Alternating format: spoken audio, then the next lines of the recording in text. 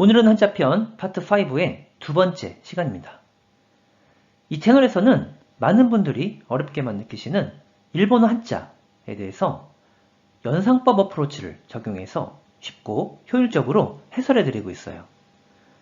자세한 내용은 화면 오른쪽 상단에 링크를 클릭하셔서 관련 영상을 한번 꼭 참고해 보도록 하세요.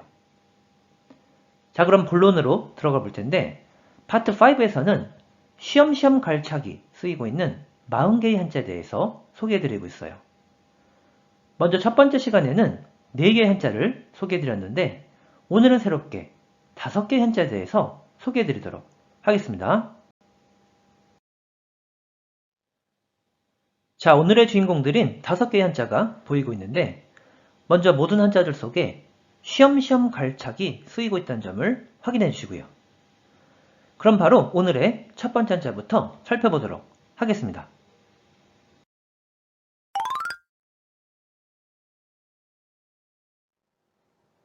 먼저 한자의 생세를 보면 쉬엄쉬엄 갈차게 이 아이가 결합된 형태예요.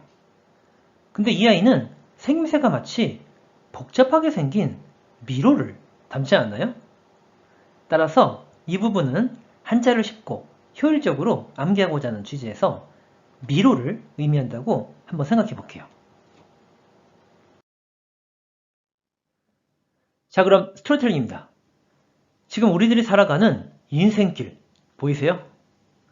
근데 이 인생길이 때로는 미로같이 복잡하고 어렵기만 해서 좀 지나치다고 느끼지 않으세요? 자, 그럼 질문입니다.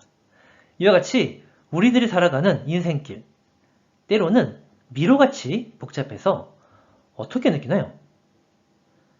좀 지나치다고 느끼죠? 따라서 이 한자는 지나칠 과라는 한자가 돼요. 자, 근데 이 미로 같은 인생길을 우리는 결국 언제 깨닫게 되나요? 정답은 시간이 지난 후죠. 따라서 이 한자는 지날 과라고도 합니다. 자, 이 한자 뜻으로는 過ぎる過ぎる 또는 過ごす過ごす 또는 過ち過ち 라고 있고 한편 음으로는 かか 라고 발음해줘요. 그럼 대표적인 음도거의부터 소개해 볼게요. 過去過失過言通過 과거, 과실, 과언, 통과라는 어휘가 되고 다음에 훈동 예문을 소개해 볼게요. 昨日はお酒を飲みすぎてしまった 어제는 술을 지나치게 마셔버렸다 라는 문장이 되는데 이와 같이 동사 마스형에 스기르가 오게 되면 지나치게 뭐뭐하다 라는 문법 표현이 되니까 함께 참고해 보시고 자, 그럼 다음 예문으로 가볼게요. 元気に過ごしていますか 건강하게 지내고 있어요?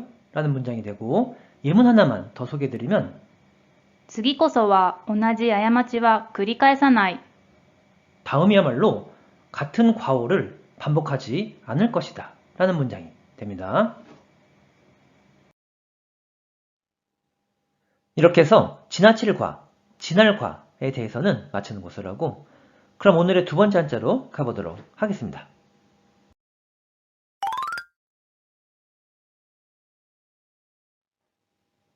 먼저 한자의 생김새를 보면 쉬엄쉬엄 갈차게 네 천이 각각 결합된 형태예요.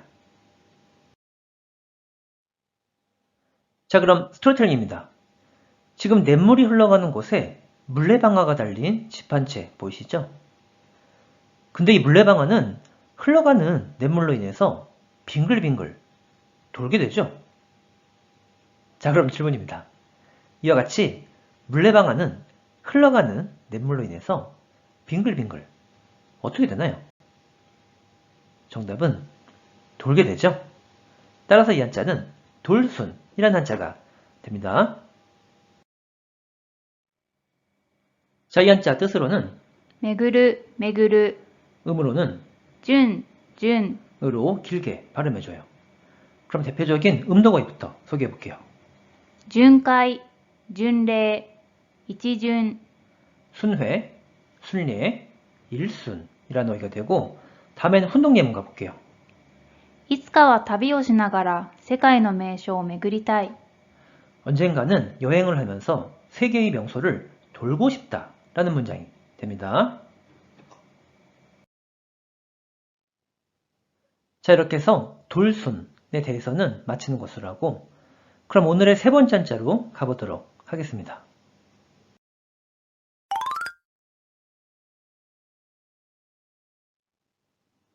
먼저 한자의 생김새를 보면 쉬엄쉬엄 갈차게 흰, 백이 각각 결합된 형태예요.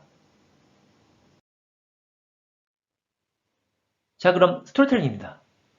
지금 한 남자아이가 꿈속에서 길을 가고 있는 중이에요. 근데 갑자기 흰 소복을 입은 귀신이 나타나는 바람에 도움이 절박해진 상황이에요. 자, 그럼 질문입니다. 이와 같이 길을 가는데 갑자기 흰 소복에 귀신이 나타나면 도움이 어떤 상황이 되나요? 정답은 절박한 상황이 되죠. 따라서 이 한자는 절박할 박이라는 한자가 되는데, 일반적으로는 핍박할 박으로도 알려져 있으니까 함께 메모해 보도록 하세요. 자, 이 한자 뜻으로는 迫る、迫る、 음으로는 吐く、吐く、 또는 パク、パク、 라고도 읽어줘요. 그럼 대표적인 음도거의부터 소개해 볼게요. 切迫、圧迫、迫力、迫害。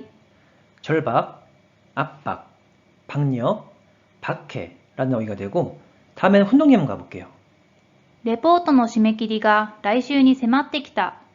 레포트의 마감일이 다음 주로 다가왔다, 닥쳐왔다 라는 문장이 됩니다. 이렇게 해서 절박할 박, 핍박할 박에 대해서는 마치는 것을 하고, 그럼 오늘의 네 번째 한자로 가보도록 하겠습니다.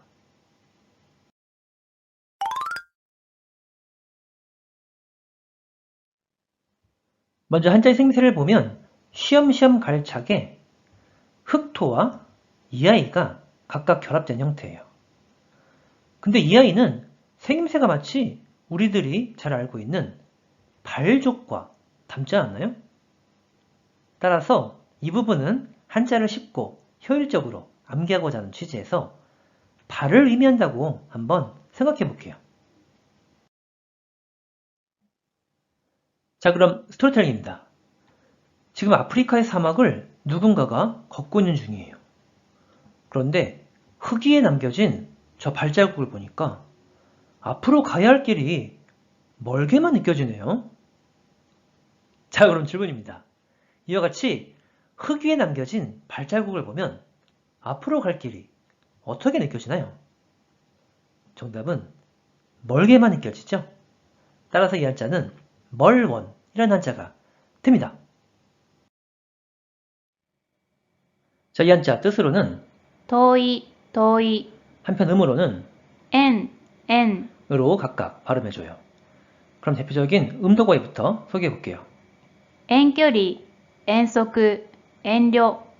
원거리, 소풍, 사양이라는 어휘가 되고, 다음에 훈동예문 가볼게요. 今住んでいる家は駅から遠い。 지금 살고 있는 집은 역에서 멀다 라는 문장이 되고, 예문 하나만 더 보면 休日には遠出して温泉によく行く。 휴일에는 멀리 있는 온천에 자주 간다 라는 문장이 되는데, 이와 같이 토대라는 어휘는 먼 곳까지 가다 라는 의미를 지니는데 음독이 아닌 훈독으로 읽힌다는 점을 함께 메모해 보도록 하세요. 이렇게 해서 멀원에 대해서는 마치는 것으로 하고, 그럼 오늘의 마지막 한자로 가보도록 하겠습니다.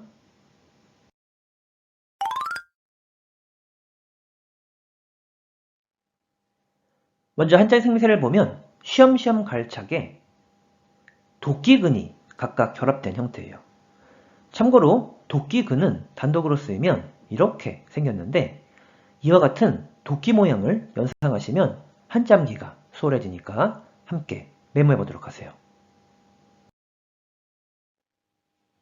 자, 그럼 스토리텔링입니다. 지금 어떤 나무꾼이 도끼로 나무를 베고 있는 중이에요. 근데 이 도끼와 도끼로 베어가는 저 나무 사이의 거리 가깝지 않나요? 자, 그럼 질문입니다. 이와 같이 도끼와 도끼로 베어가는 나무 사이의 거리가 어떤가요? 정답은 가깝죠? 따라서 이 한자는 가까울 큰 이라는 한자가 됩니다.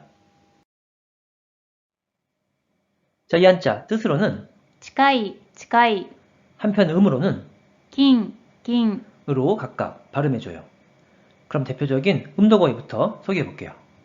最近、近代、近所、 최근, 근대, 근처라는 어휘가 되고 다음에 훈동 예문 가볼게요. 成功への近道が知りたい。 성공의 지름길이 알고 싶다 라는 문장이 되고 예문 하나만 더 보면 近いうちにまた会いましょ 조만간 또 만납시다 라는 문장이 되는데 이와 같이 치카이우치니 라는 표현은 조만간, 가까운 시일 내에 라는 의미를 지니게 되니까 함께 메모해 보도록 하세요. 자, 이렇게 해서 한자편 파트 5의 두 번째 시간을 함께 해봤는데 어떻게 일본어 한자 공부에 도움이 되셨나요? 그럼 마지막으로 내용 정리 해볼게요. 먼저 첫 번째 한자는 우리가 살아가는 인생길이 미로같이 복잡해서 너무 지나치다고 했었죠. 그래서 지나칠 과, 지날 과가 됐고 뜻으로는 스기루, 스고스, 아야마치 한편 음으로는 카로 각각 읽는다고 했어요.